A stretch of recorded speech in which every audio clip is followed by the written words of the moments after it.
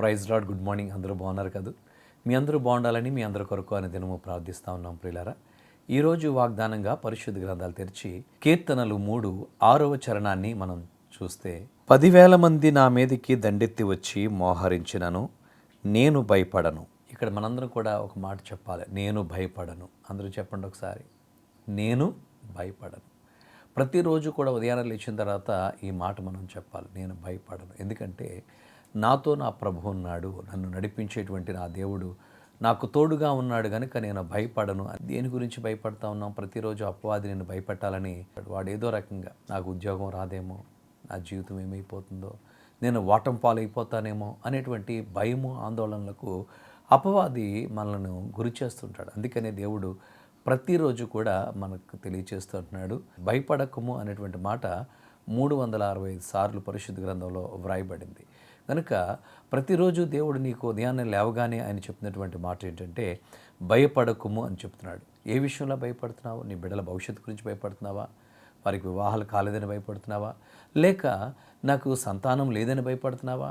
ఏ విషయాన్ని గురించి నువ్వు భయపడతా ఉన్నావు? ఏ విషయం గురించి నువ్వు కూడా భయపడకు. ప్రభువు నిన్ను బలపరిచి ధైర్యపరిచి నడిపించేటువంటి వాడు. కొంతమంది భయ కారణము లేకుండా కూడా వారు భయపడుతున్నారని పరిశుద్ధ గ్రంథంలో కీర్తనాకారుడు 53వ కీర్తనలో ఆ మాటలు తెలియజేస్తూ ఉన్నాడు.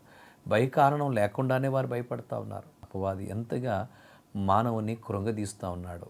దావీదుని తన యొక్క కుమారుడైనటువంటి అబ్షాలోము తరుముతున్నాడు. ఒక ప్రక్క సౌలు తరుముతున్నాడు. అధికార కాంక్షతో అబ్షాలోము తండ్రిని తరుముతున్నప్పుడు అతడు కాళ్లకు చెప్పులు లేకుండా అరణ్యములో పరుగులెడుతున్నాడు.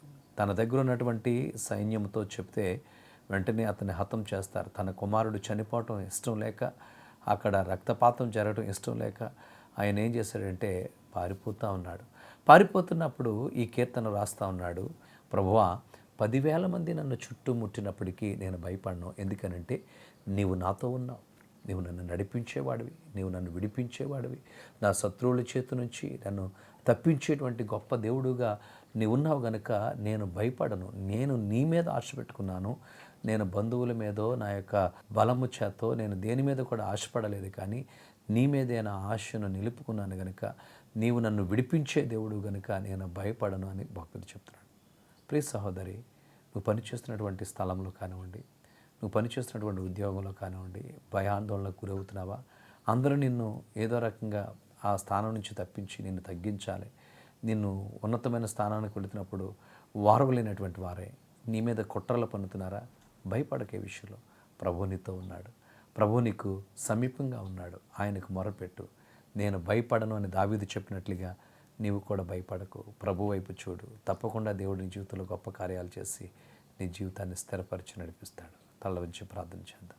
పరిశుద్ధుడానికి వందనాలు. ఈ యొక్క సమయంలో నేను భయపడను అని భక్తులు తెలియజేస్తూ ఉన్నాడు. ఎందుకనంటే నీవు నాకు తోడుగా ఉన్నావు గనుక నేను భయపడినాను. నాయన, నీ ప్రియబిడ్డలు మరి ఏ విషయంలో భయపడుతున్నారో, ఏ విషయాన్ని గురించి వారు భీతి చెందుతున్నారో నీ చేతులకు అప్పగిస్తూ ఉన్నాను.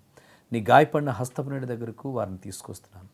నీ వారిని ధైర్యపరిచి బలపరిచి వారి జీవితాలు మీరు కట్టి నడిపించమని, సమస్త మహిమ మీరే పొందుకొనమని యేసు నామమున అడిగి వేడుచున్నాము తండ్రి. ఆమేన్.